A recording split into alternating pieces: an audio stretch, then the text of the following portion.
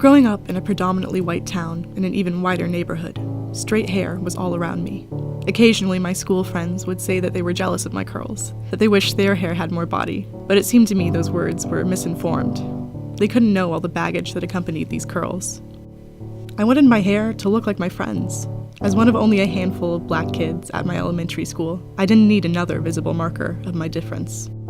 And so I set out to kill those curls any way I could. I turned to relaxing treatments to break down the curls, chemically altering the texture to leave behind smooth strands. My dad would sit me down in a paint-splattered kitchen chair, and my mom would wrap a big towel around my shoulders. The relaxer kits we used advertised no burning in big pink letters on the package, but that was a lie. My parents wore rubber gloves to apply the cream to my hair and left me to sit for 15 minutes as my scalp tingled and burned from the relaxer. When the cream had done its job, I bent over the kitchen sink to wash it out. The shampoo turned from purple to white as the relaxer flowed down the drain, taking my texture with it. Every 6 weeks, we'd repeat the ritual. And in between treatments, when my curly roots began to show, I spent the hours before school painstakingly flat ironing, bringing the tool as close to my scalp as possible without scorching myself.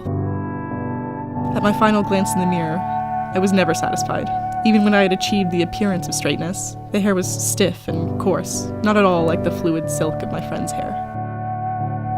But as I grew out of the obsession with fitting in, characteristic of the early teen years, the hours I devoted to straightening came to be a burden, and the product of those hours felt like a lie, like I was covering up some truth about myself.